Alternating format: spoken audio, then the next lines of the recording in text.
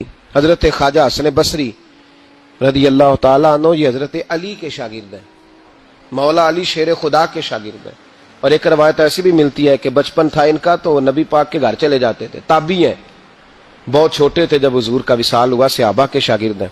ایک دفعہ حضرت ام سلمہ کہتی ہیں کہ نبی پاک صلی اللہ علیہ وسلم کا بچا ہوا پانی پڑا تھا تو وہ بھی حضرت حسن بصری اٹھا کے پی گئے.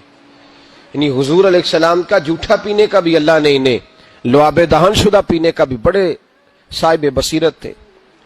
ایک بہت مالدار 30 سال کا نوجوان آ گیا، عبد الواحد زید. حضور میں نے مرید ہونا ہے. آپ نے فرمایا تو میرا بھائی بن جا، مجھ سے دین سیکھ، مرید ہو کے کیا کرے گا؟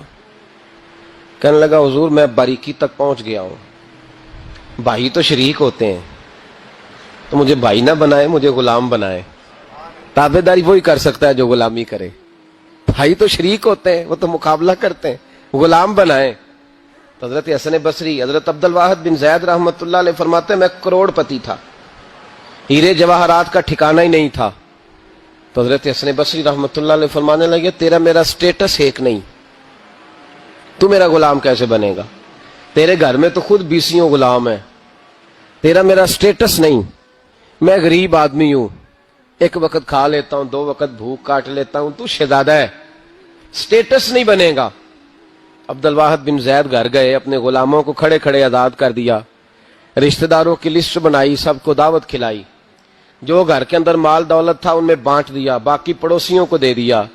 جو کپڑے پہنے ہوئے تھے وہ بھی اتار کے صدقہ کیے. ٹاٹ کا لباس پہن کے حضرت حسن بصری کے سامنے آ کے کھڑے ہوئے. خواجہ حسن بصری نے نظر اٹھائی، کہا اچھا یہ حال کیسے ہو گیا؟ کہا حضور ہر شے بیچ آیا ہوں. کہا کیوں؟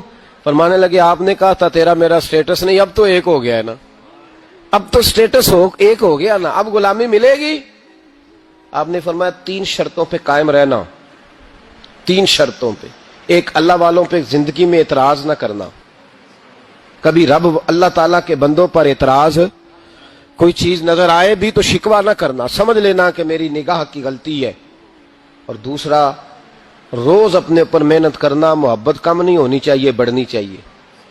اور تیسرا فرمایا مجھے کہنے کی ضرورت نہ پڑے، کہنے کی ضرورت، تجھے اشارہ سمجھ جانا چاہیے. عبد الواحد بن زید کہنے لگے حضور ملے گا کیا؟ آپ فرمانے لگے یہ تیرا مطالبہ بھی غلط ہے، وہ تو بعد کی بات ہے، ملتا کیا ہے. غلامی میں آ گئے. فرماتے ہیں 30 سال نوکری کی حضرت کی، 30 سال. لوگ کہنے لگے بابا پھر ملا کیا؟ فرمانے لگے تم نے بھی مطالبہ غلط کیا ہے، یہی تو میں کر بیٹھا تھا. کہا ملا کیا؟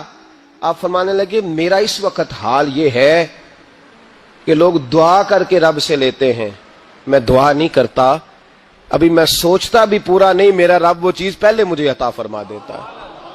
اور بغداد کے لوگ کہتے ہیں بغداد میں قحط پڑ گیا، بارش نہیں ہوتی تھی، بارش نہیں ہوتی تھی.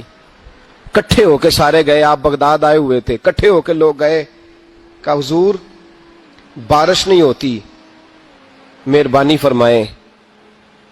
تو کہتے ہیں لوگ آ کے بیٹھے ہیں میرے پاس، بارش کی دعا کر دیں. حضرت عبد الواحد بن زید کہنے لگے اے اللہ تجھے پتہ ہے یہ میرے دروازے تک آگے پہنچ گئے، ابھی تک بارش نہیں آئی، اور لفظ پتہ کیا ہے؟ کہنے لگے تجھے واسطہ میری اس عقیدت کا جو مجھے حضرت حسن بصری کے ساتھ ہے، اس عقیدت کا واسطہ، مجھے رسوا نہ کر. انہیں بھیجا کیوں تھا اگر برسانی نہیں تھی؟ دعا دیکھیں، محبت کے رنگ میں دعا ہو رہی ہے، واسطہ بھی محبت کا دیا جا رہا ہے. بغداد کے لوگ کہتے ہیں بس حضرت کے جملے بھی پورے نہیں ہوئے، رب کریم نے بارش عطا فرما دی. جملے بھی پورے نہیں ہوئے، اللہ نے بارش دے دی. محبت، پیار. میں نے ایک دفعہ ایک بات کہی تھی دوستوں کو، شاید یاد ہو، میں نے کہا تھا کہ زیارت جو ہوتی ہے نا وہ عبادت سے افضل ہوتی ہے، زیارت عبادت سے افضل ہوتی ہے بعض معنی میں. بعض لوگ کہتے ہیں نا جی میں زیارت کرنے جا رہا ہوں، تو لوگ اس پہ بھی شکوہ کرتے ہیں، کہتے ہیں دیکھو جی ان کو کام ہی کوئی نہیں، اسی چکر میں پڑے رہتے ہیں. سال میں ایک دفعہ حج ہوتا ہے، اور میرے نبی پاک علیہ السلام نے فرمایا تو خوش ہو کے محبت سے ماں باپ کا چہرہ دیکھ، اللہ کامل حج کا ثواب عطا کرے گا. یا رسول اللہ اگر 100 دفعہ دیکھوں تو فرمایا 100 دفعہ حج کا ثواب. تو سال کے بعد حج ہو تو اگر دن میں 100 دفعہ ہو جائے تو زیارت افضل ہوئی کہ عبادت افضل ہوئی؟ نبی پاک صلی اللہ علیہ وسلم نے فرمایا النظر الی وجہ العالم عبادہ، اگر تو کسی عالم کے چہرے کو دیکھتا بھی رہے تو رب تجھے اپنی عبادت کا درجہ عطا فرمائے گا. تو کر تو آپ زیارت رہے ہیں, ثواب کس بات کا مل رہا ہے؟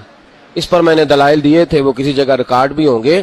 تو یاد رکھ لیں, محبت میں کمزوری نہیں ہونی چاہیے. محبت جس کی کمزور ہو گئی ختم ہو گیا. ایک منٹ کے لیے بھی اپنے اوپر یہ یاد رکھیں, وہ کہا تھا حضرت سلطان باؤ نے, جو دم غافل سو دم کافر. یاد رکھیں, عقیدتوں میں جب لچک آتی ہے نا, جب کمزوری پیدا ہونے لگتی ہے, کمزوری, پھر رشتے سہاروں کے محتاج ہونے لگ جاتے ہیں. پھر رشتے سہاروں کے محتاج ہوتے ہیں, پھر گفتگو کے محتاج ہوتے ہیں, سمجھانے کے محتاج ہوتے ہیں, پھر توجہ دلانے کے. اور جب رشتے سہاروں کے محتاج ہوتے ہیں تو پھر رشتے بے ساکھیوں والے ہو جاتے ہیں, لنگڑے ہو جاتے ہیں, پھر ان کا حسن ضائع ہو جاتا ہے. اقبال نے کہا تھا, نہ وہ حسن میں رہی شوخیاں, نہ وہ عشق میں رہی گرمیاں, نہ وہ غزنوی میں تڑپ رہی, نہ وہ خم ہے زلف ایاز میں. وہ کیفیت نہیں رہتی جس کو کہنا پڑا, بتانا پڑا, سمجھانا پڑا. اس نے تو بیساکھی مانگی ہے. بیساکھیاں نہ مانگیں, اپنی محبت کو دوام دیں. روز نئے سے نیا زاویہ. کسی نے حضرت ابو بکر صدیق رضی اللہ تعالیٰ عنہ کے بارے میں بڑا خوبصورت جملہ لکھا ہے. انہوں نے لکھا ہے, قریب رہنے والے کی محبت کم ہوتی ہے. یار کتنا بندہ قریب رہ سکتا ہے, حد ہوتی ہے نا. کہنے لگے یہ عجیب شخص ہے, ہمیں عجیب نسخہ بتا گیا ہے. کہتے ہیں قریب رہنے سے محبت کم نہیں ہوتی, بلکہ محبت تو تب بڑھتی ہے کہ بندہ قبر میں بھی ساتھ اکٹھا ہو جائے. وہ جاتی دفعہ مزار کا بھی ساتھ لے گئے. وہ کچا رنگ للاری والا جڑا چڑھدا لیندا رہندا, عشق تیرے دا رنگ محمد چڑھ جائے پھر نہیں لیندا.